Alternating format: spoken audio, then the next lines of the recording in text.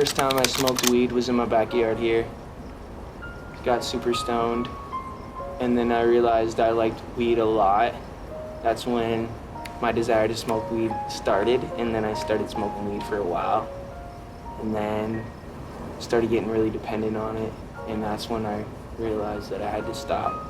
I don't think it's bad, I just think for me it can be a dependency. But yeah, first time I smoked weed, I don't suggest this, but I was 13. Yeah, 13, 12 or 13. Was there anything that really concerned me?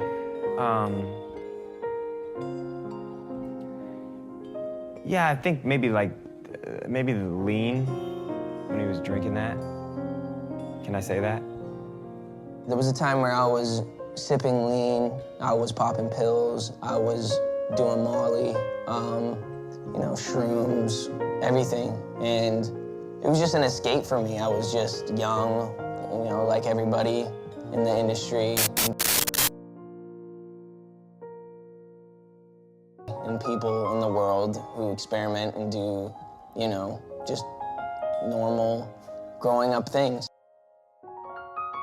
My experience was in front of cameras, and I had a different level of exposure and people, and like I had a lot of money and a lot of things. So then you have all these people around me just kind of hanging on, wanting stuff from me, knowing that like I was living this lifestyle that they also wanted to live, drinking, smoking. I think when you take somebody very, very young and they start to get horrible, crazy, crippling anxiety and it goes undiagnosed and you don't know what it is that you're feeling, you start to self-medicate because it makes you feel better.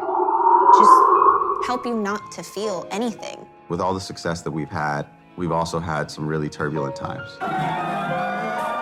When he turned 18, it started bubbling a little bit. 19 to, what was it, 21? That was probably that dark period. We didn't speak a lot during some of the times where he was running amok. You know, there were a few times where I saw him and it just kind of hurt my heart, seeing him the way he was, you know? So I think I just kind of put a little distance with that for my own sake.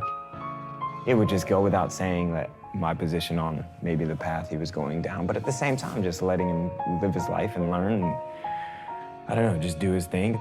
I know that Justin knows a good person from I don't even know if anyone was a bad person. It was just kids mostly.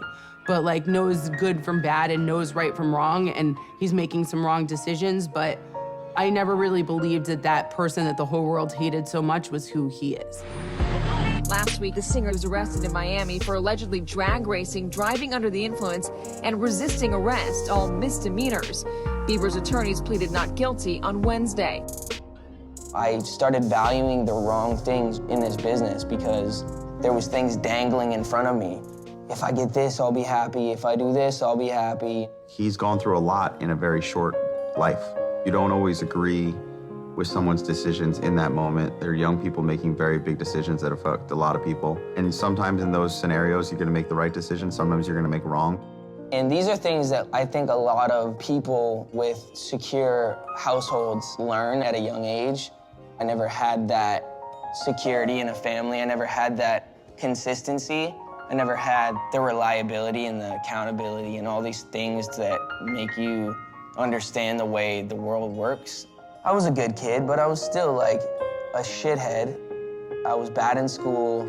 I was always a class clown. I never really respected authority like that. I was like a nice kid, but like coaches didn't really like me because I was a bad team player. You know, looking back, you know, those things kind of shape why you feel the way you feel about yourself. Like I would feel like I'm a bad person. His mother was a child when she raised him, and she was in a very conflicted relationship with his dad. And so there was chronic stress. The truth is I never had the tools. My parents never gave me those tools to be a good team player. When you're able to take responsibility, I know I did that, and I know that did hurt people because I did that, but I can look at that and not have shame over it. Justin and I were never really in each other's lives until he chose to get sober and was trying to come off of the drugs, almost kind of himself. I decided to stop Because I felt like I was like, bro, I was like dying. My security and stuff were coming into the room at night to check my pulse. Like, people don't know how serious it got. Like, it was legit crazy scary. I was waking up in the morning and the first thing I was doing is popping pills and smoking a blunt and starting my day. You know, so it just got scary. I basically said to myself, I'm like, God, if you're real, you get me through this season of stopping these pills and stuff, and if you do, I'll do the rest of the work. And then I did that, and then I was good from there, but I never did the actual work. I got off the pills, but I never went to the root of everything. So then I just like kind of circle back around, which most people do. So I first met Justin in September 2014. He was a wreck. He had recently stopped using drugs. He was anxious, overwhelmed, not sleeping. Check everything. You can't just go for a couple months and be like, oh, I feel kind of better, so you don't feel all better yet, so you gotta keep up with it.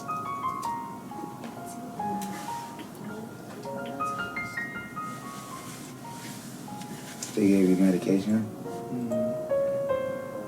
Feeling better. Antidepressants helping me get out of bed.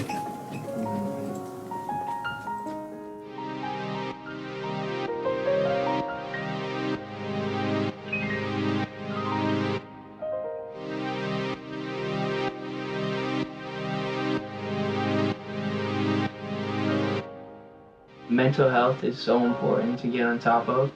If you have ADHD, if you have something that you don't want to take medicine, I strongly believe in it.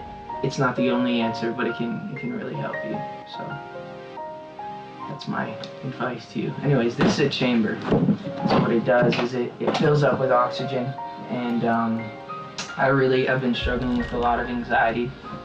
And what it does is it actually, you get oxygen to your brain, and so it decreases your stress levels.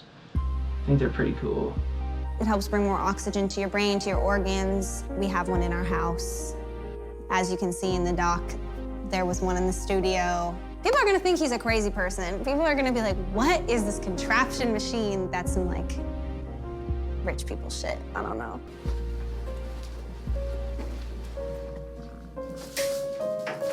How are you? I'm tired. I'm good. Let me look at you.